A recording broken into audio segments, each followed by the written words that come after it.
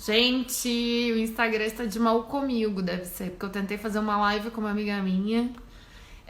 Vamos tentar de novo. Vamos ver se agora vai. Monique deu problema no meio. Acho que, olha, eu não sei mais. Já tô achando que o problema é de fato com o meu celular, porque a internet não é. Vamos ver. Vamos torcer para dar tudo certo. Vamos Ei, ver se agora vai. Ninguém se mexe. tudo bom? Ah, que Tudo bem? bom! Como é que você tá? Tamo aí, né? Todo mundo com saúde. Tá bem, então, né? Nesse contexto, é o que há. Mas você tá bem, toda a sua Tudo família tá bem. bem. É isso aí. Que Por aí bom, também? Tudo ok? tudo. Que Aqui a gente bom, tá isoladíssimo, mas tá tudo bem. que bom. Bom, eu vou começar te agradecendo, Monique, por ter aceitado o nosso convite. Obrigada, muito bom receber os nossos colegas pesquisadores aqui. Agradecer aos colegas que estão chegando aí com a gente. Bom, eu vou deixar para a Monique se apresentar, mas eu só vou fazer uma propaganda muito rápida enquanto todo mundo vai chegando do nosso Instituto INEAC. Lembrar que a gente tem, além do nosso, da nossa página aqui no Instagram, temos página no Twitter, no Facebook, temos também página no YouTube, então acessem, os vídeos todos vão para lá depois. Lembrar todo mundo que a gente tem também o nosso repositório no site, então, por favor, podem nos visitar. Bom, Monique, obrigada. Eu vou passar a palavra para a Monique já, só quero dizer antes para vocês que eu tive. Foi muito legal porque eu conheci o trabalho da Monique num evento, né, lá na UVA, e achei assim brilhante a pesquisa dela. Também quero agradecer a Kátia Mello, que é, né, com quem a Monique trabalha. Então a Kátia está aqui com a gente hoje, mandar um beijão para ela. Obrigada, Kátia, por toda a parceria, né, que é uma colega muito especial para nós também e que é uma referência dentro do INEAC. Então agradecer a Monique, a Kátia e a equipe delas no GEPSEM, que chama, né, Grupo de Isso Pesquisa. aí. Eu Grupo de anotei o que é pesquisa. grande. Insociabilidades urbanas, espaço público e mediação de conflito. Que Então, é vou passar a ligado ao palavra de programa. muito bom. Vou passar a palavra para a Monique se apresentar, que nada melhor do que o convidado se apresentar. Pode ficar tranquila que eu vou anotando as perguntas, você fica à vontade aí. Obrigada. Ah, Mara, eu que agradeço. Boa noite a todas, a todos. Vou pedir desculpa, talvez eu fique um pouco lenta por conta da minha. Eu quebrei o óculos, né? Tô sem óculos. Tá indo bem o áudio? Se tiver algum Tá, problema, você me beleza. sinaliza. Então, talvez eu fique um pouquinho lenta, né? Meu nome é Monique Cruz. Eu sou pesquisadora da Justiça Global, né? Sou mestre agora dessa pesquisa que eu venho falar. E sou doutoranda também pelo programa de pós-graduação do Serviço Social da UFRJ, né? Sou parte do GPSEM, que já foi falado aqui, é um nome enorme, que é um grupo coordenado pela minha orientadora, a professora Kátia Mello, que está aí também assistindo a gente, tomara que eu não fale nenhuma bobagem. É, e essa pesquisa é integrada a um projeto que também é coordenado pela professora Kátia, que faz parte do INEAC, né? Que é também um nome enorme, mas eu acho importante falar, por conta da minha própria pesquisa, né? Que é a análise comparada de categorias jurídicas em processos sociais de administração de conflito, democracia, igualdade jurídica, cidadania e demanda por direitos. Por que é importante? Por conta da minha pesquisa em relação à atuação política das mulheres mães, né? Eu defendi minha dissertação no início agora desse ano, em janeiro, antes da pandemia, ainda bem. Também entrei no doutorado antes da pandemia. E agora eu vou ter que viver esse momento de tudo novo, né? De como é que vai fazer pesquisa, como é que vai estar no campo, enfim. A minha pesquisa, ela tem um título aqui, A Bala Come, não tem aviso prévio. Favela necropolítica e a resistência das mulheres mães guardiãs da memória, né? Eu gosto muito desse título. Ele foi inspirado em um poeta jovem aqui de Manguinhos, que é o Severo IDD, que é dos Imperadores da Dança. É Legal. dançarino, poeta, enfim, é uma referência também da arte, da organização política da juventude aqui em Manguinhos. E o Guardiães da Memória é uma referência do Delei de Acari, que é um poeta, pensador negro, uma referência também das favelas, da organização política, do movimento negro, que diz que as mulheres são as guardiãs da memória, né? Então, esse título tem um valor para mim. Então, dizendo um pouco já de quem sou eu e de como eu entro no campo de pesquisa, né? Que eu acho que isso é um desafio que está colocado, né? Especialmente para as mulheres negras que estão nesse processo de produção científica. Eu sou de Manguinhos, sou cria de Manguinhos. Meus pais vivem aqui há mais de 40 anos, eu continuo vivendo aqui, né? Manguinhos é uma favela da Zona Norte do Rio de Janeiro. Eu faço parte de um coletivo há mais de 12 anos, mais ou menos, que é o tempo que ele existe, que é o Fórum Social de Manguinhos. Eu sou apoiadora do movimento de mães e familiares de vítimas do terrorismo de Estado. Então, isso também já me coloca dentro desse campo de pesquisa, né? Esse movimento de mães e familiares, ele hoje, né? Ele tem uma cara de rede nacional, mas é um movimento composto por inúmeros outros movimentos, coletivos, organizações, de pessoas que tiveram seus filhos, parentes, amigos vitimados pela violência de Estado, né? Então, um pouco da metodologia que eu usei nessa pesquisa, né? Eu chamei de observação participante, porque eu trago muito elemento dessa minha história, né? De ativista, militante, apoiadora dos movimentos e pesquisadora enquanto uma profissional, né? Numa organização, que é a Justiça Global. Eu utilizei muito meus cadernos de campo de muitos anos para poder dar consistência a essa pesquisa. Tive como minhas principais interlocutoras as Mães de Manguinhos, que são um coletivo daqui, né, que infelizmente nasceu por conta dos efeitos dessa necropolítica no território, né, então elas foram minhas principais interlocutoras, fiz entrevista com elas também, então elas ajudam a construir um pouco essa travessia que eu faço na minha pesquisa. Acho que outra questão importante, né, é que eu também procurei privilegiar autores e autoras negros, né, que têm produzido sobre os temas que eu trabalho e também sobre Manguinhos, né, porque eu falo das favelas de uma maneira ampla, mas eu estou trazendo Manguinhos com um olhar mais privilegiado nesse sentido da pesquisa, né. Então, um pouco o central da minha pesquisa foi tentar... Eu digo nem que foi descobrir como, mas foi sistematizar e compreender como essas mulheres organizadas trabalharam no enfrentamento, se organizaram politicamente no enfrentamento aos efeitos dessa necropolítica que o Bembe discute e que eu tentei desenvolver um pouco na dissertação, como elas se organizam para enfrentar esses efeitos, né? E aí, por isso, eu trabalhei o que eu chamei de mulheres de mães, no sentido de dizer são mulheres mães, mas também são outras mulheres, são irmãs, são tias, né, são amigas, são as apoiadoras. Eu até usei um exemplo para falar, né, de quem são essas outras mulheres, que não são só, entre aspas, mãe, que são as Patrícias Oliveiras. Né? As Patrícias Oliveiras são duas figuras reconhecidas, né? Uma é uma das fundadoras da Rede de Comunidades e Movimentos contra a Violência, que é irmã de uma vítima da chacina da Candelária, que foi em 90 e fugiu o ano, acho que 93, 96 talvez.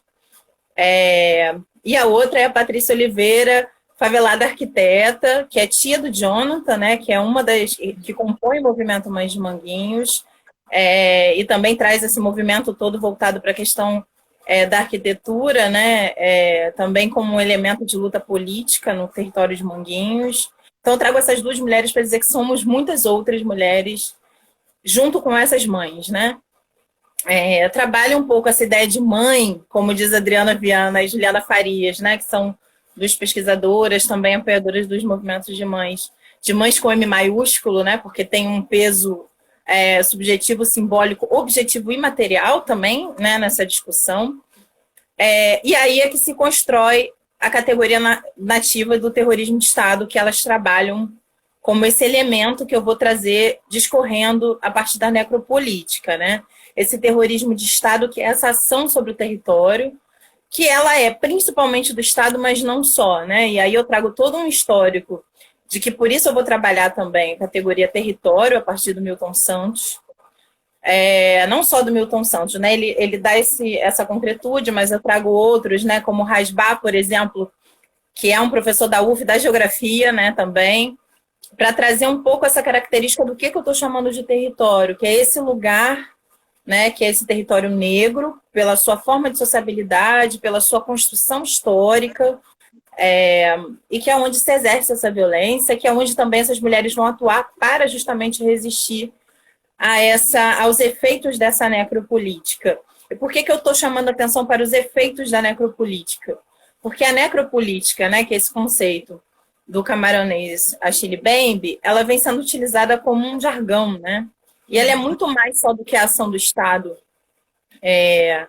Ela é um processo institucionalizado, ela é um processo que também já foi naturalizado, de uma série de reproduções do racismo e do racismo estrutural também, enquanto algo que se mantém no tempo, né, influenciado, organizado, muito por questões que a Lilia Schwartz, que eu usei muito também na minha dissertação, que ela vai trazer todo um histórico de como esse Estado se constrói, né, no sentido de que o racismo seja determinante, no sentido de como as políticas vão ser construídas, de como os sujeitos vão ser vistos. Então, tem um processo da necropolítica, que é a produção de morte, inclusive para além dos corpos negros. O que eu estou querendo dizer com isso? Por exemplo, quando eu vou discutir Manguinhos enquanto um território negro, eu não estou dizendo que aqui só tem pessoas negras. Né? Eu estou dizendo que essa violência racialmente determinada, para este território que é negro, ela vai impactar também pessoas brancas. De forma diferente, muitas vezes, mas essa violência que é racialmente determinada, ela vai impactar todas as pessoas que vivem nesse território, ou que estão nele de alguma maneira, trabalhadores, trabalhadoras. A gente tem, por exemplo, Manguinhos está num lugar de muitas vantagens, pela sua localização na cidade, né, que é um lugar central, por ser um lugar muito próximo à Fiocruz, por exemplo, que é uma grande instituição de ciência reconhecida internacionalmente. Então, a gente tem, de alguma maneira, outros acessos a políticas públicas por conta dessa existência, né? Então, isso também dá um outro lugar, inclusive, em pensar a necropolítica para além das políticas de segurança. Eu foquei muito nisso porque a execução dos jovens, o encarceramento dos jovens, ele é o impulsionador dessas mulheres na sua organização política, né, de enfrentamento às violências, mas ela não é só a única violência, né? A gente tem casos em Manguinhos, por exemplo, de mulheres que são referência de luta. Por exemplo, a gente tem uma psicopedagoga, que é a Norma Maria. Ela é psicopedagoga, uma mulher negra, que hoje faz um trabalho incrível em Manguinhos, que se organiza justamente porque sofreu violência obstétrica. Então, ela tem um filho com uma série de questões de saúde física e mental que foram causadas por violência obstétrica, né, que também já está aí documentado, sistematizado, pesquisado, como sendo algo muito voltado também para as mulheres negras, e ela se organiza hoje por conta disso. Então, é para além da violência do Estado enquanto braço armado, enquanto segurança pública, exercício da polícia, enfim, né, para além da ação militarizada enquanto segurança pública, vamos dizer assim, muito, né, sem entrar nos meandros disso. Eu trago também alguns elementos, ainda que eu não tenha aprofundado muito. Esse outro elemento da militarização, que eu também vou dizer, assim como o Mbembe, né, fala, que ele também está exercido nesse território a partir dessa ideia de necropolítica, mas uma militarização que está para além também do braço armado, né? Aí eu dou o exemplo de um dos casos que eu acompanhei, que foi o do Caio Daniel. Ele foi assassinado com 4 tiros de fuzil em 2016, aqui em Manguinhos, aos 14 anos, né? E a mãe dele conta que quando ela chega na UPA com o filho baleado, ela ouve da enfermeira: deixa morrer porque é bandido, né? E aí, depois que quando a enfermeira volta para dar a notícia de que ele morreu, ela não dá notícia, ela pergunta o que o filho dela era, né? Então, assim, a militarização, enquanto esse exercício de olhar para o outro, encontrar um inimigo que precisa ser destruído, ela está para além do exercício da polícia, para além do exercício das forças diretamente militarizadas do Estado, né? Então, quando eu falo desse território que sofre todas essas violências, é que eu vou usar o Agamben para falar da ideia de estado de exceção. que é uma suspensão permanente dos direitos dos moradores, de uma maneira geral, que ela é exercida não só pelo Estado, alguém me dá um salve aí no... Acho que voltou. Então, esses agentes diversos... Voltou. Que vão se utilizar de poderes diversos também, que não são só armas, né? Tem poderes políticos que vão ser utilizados para suspensão permanente desse direito. E aí também eu vou usar a ideia de máquina de guerra. E não só a máquina de guerra enquanto o exercício armado, o caveirão, mas a máquina de guerra enquanto outros poderes, né? E aí eu dei alguns exemplos. O movimento social, quando se organiza, por exemplo, para a vinda do Papa, né? O Papa esteve em Manguinhos, Papa agora eu não lembro qual Papa. Mas, enfim, o Papa esteve em Manguinhos em 2012. Minha mãe vai querer me matar depois disso. E aí teve toda uma organização, né? Para demonstrar que o PAC, que é o Programa de Aceleração do Crescimento, que foi executado aqui a partir de 2007, e que é aí que nasce o meu coletivo, para intervir nesse processo de execução de política pública de urbanismo, e não necessariamente com a pauta da segurança pública. Esse movimento sofre ameaças, como também tinha sofrido em outro momento, em 2007, 2008, por conta dessa mobilização no território. Então, o Estado agindo com suas máquinas de guerra, que não são o caveirão, para impedir a organização política, por exemplo, né? A doutora Raquel Barros, também mulher negra, né? Doutora pelo IESP, ela fez uma pesquisa em Manguinhos também demonstrando como essas forças se organizavam para impedir a organização dos moradores, né? Então, especialmente a atuação dos agentes de Estado em Manguinhos, não necessariamente a segurança pública, mas o responsável pelas obras X ou Y, Z em algum lugar, né? Então, eu trago esse elemento que o Bembe trabalha a partir do Deleuze e do Guattari, que é a ideia das máquinas de guerra, e o Bembe vai trazendo isso em inúmeros elementos, e eu vou trazendo isso também em relação à nossa organização aqui em Manguinhos, é o que elas chamam de terrorismo de Estado, que aí é que vem a caracterização do que é o terrorismo de Estado, né? É quando a Ana Paula Oliveira, que é uma das mães de Manguinhos, vai dizer: às 5 horas da manhã eu levanto correndo para ver se a minha filha está na cama dela, porque o helicóptero blindado está voando e a minha casa está tremendo, né? E o que isso gera enquanto sofrimento psíquico, físico, enfim.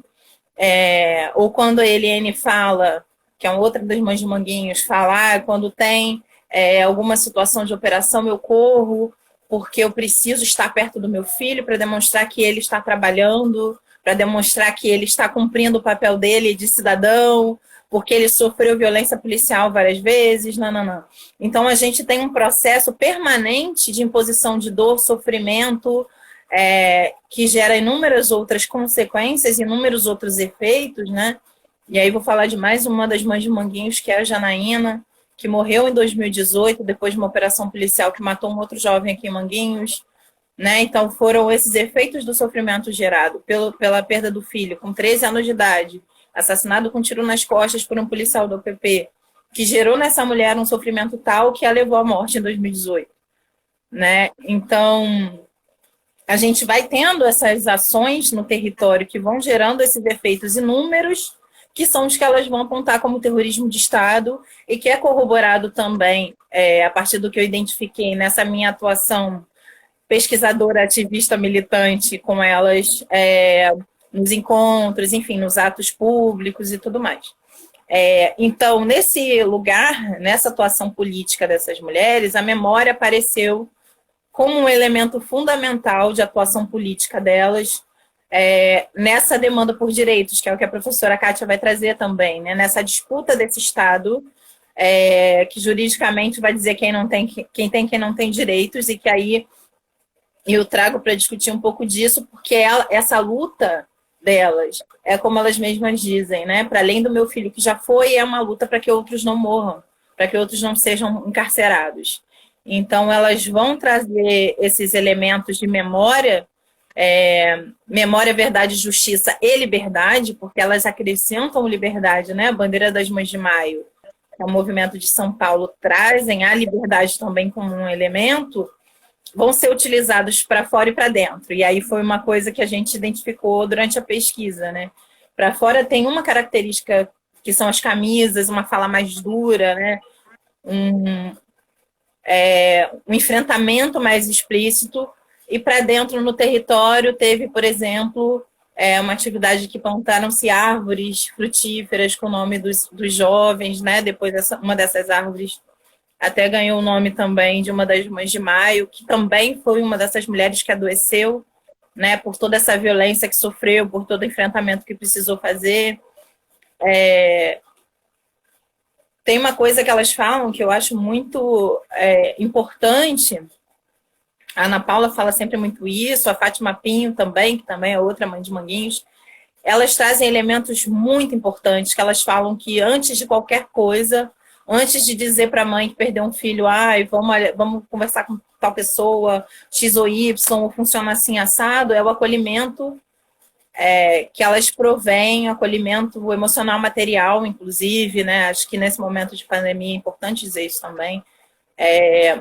O provimento de possibilidade material de sobrevivência da população que está sendo organizado por essas mulheres também é fundamental. Então, essa memória ela vai vir nesse processo de várias maneiras, né? Esse acolhimento ele causa muitas dores também, porque ao passo que elas acolhem, elas vão revivendo perdas, né? Porque casos são muito parecidos, muitos, então elas vão revivendo essa dor, ao mesmo tempo que elas se fortalecem coletivamente, né?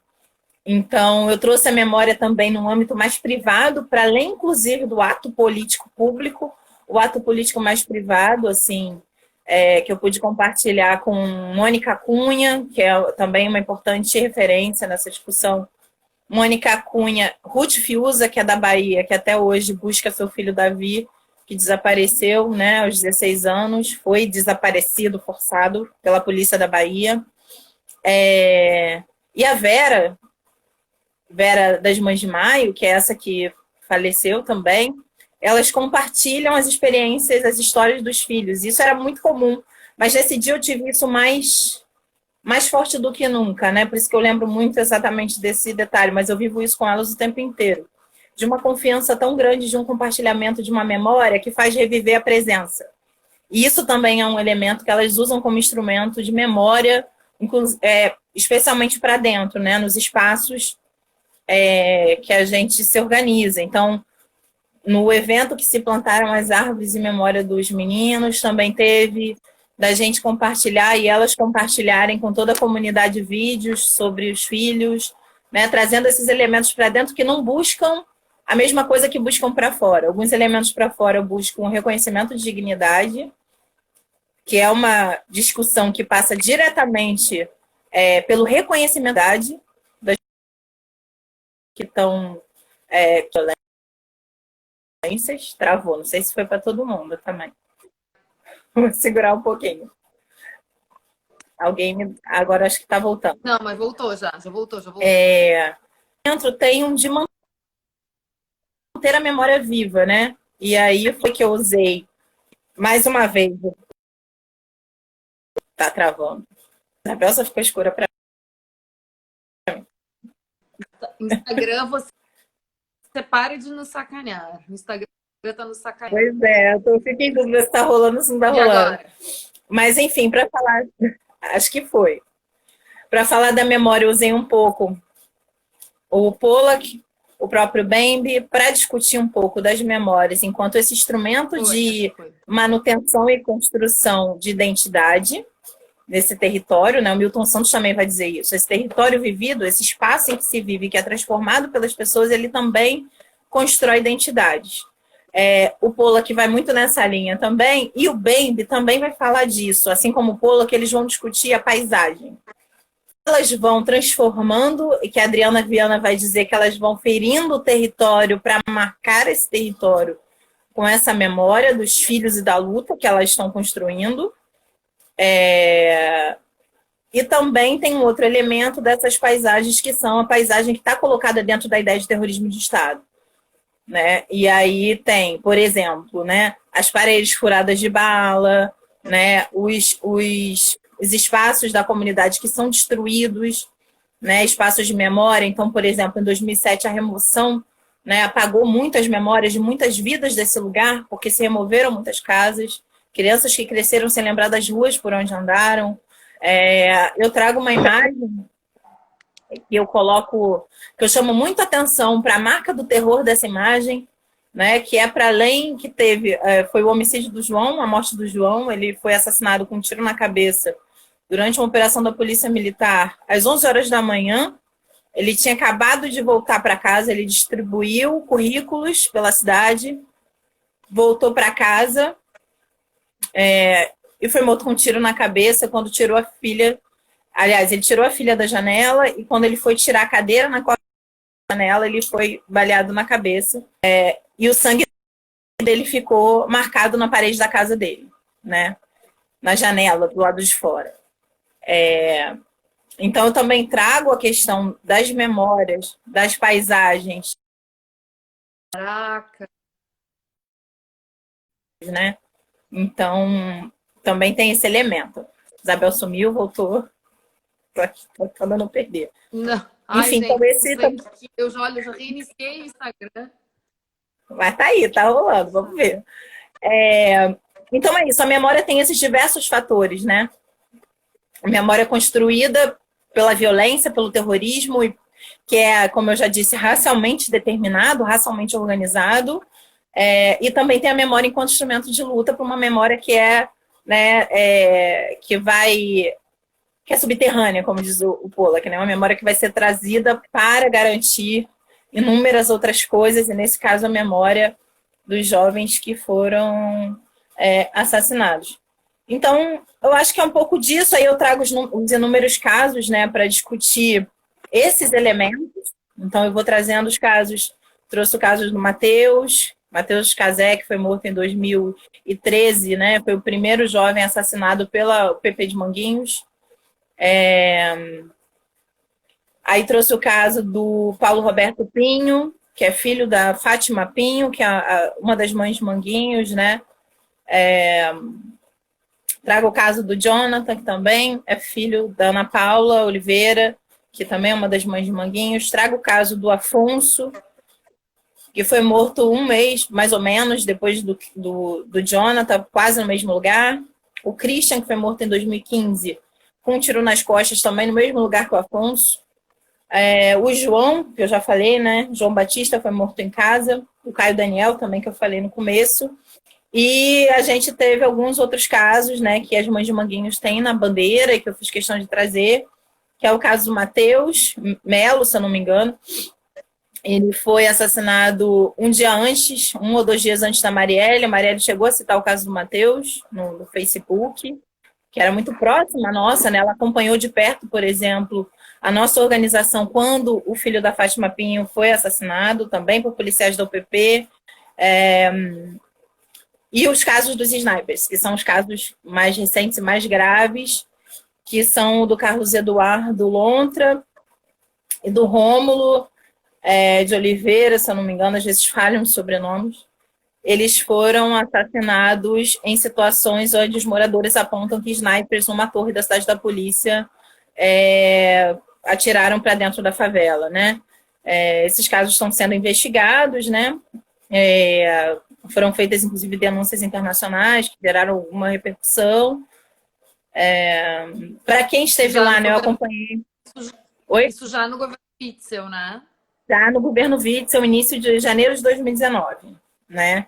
Então, a gente tem um processo aí de aprofundamento dessas violências, mas também esse processo de organização política das mulheres, né, nesse enfrentamento.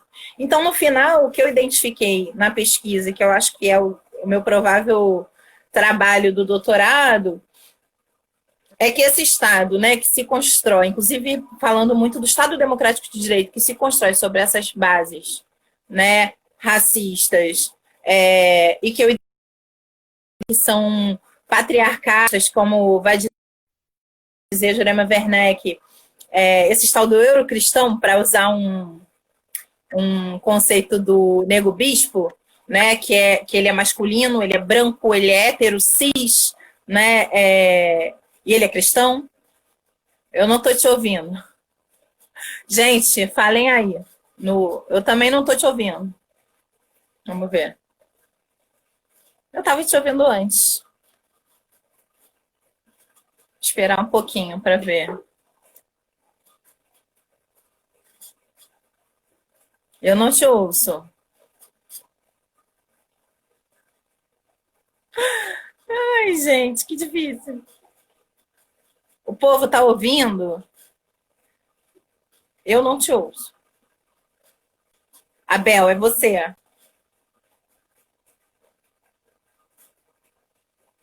Estão me ouvindo? O povo tá me ouvindo. É contigo, Isabel. Deve ser essa internet, deve estar oscilando.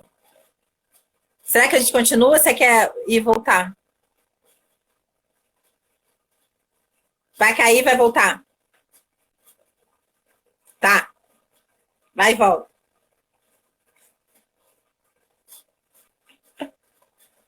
Vai.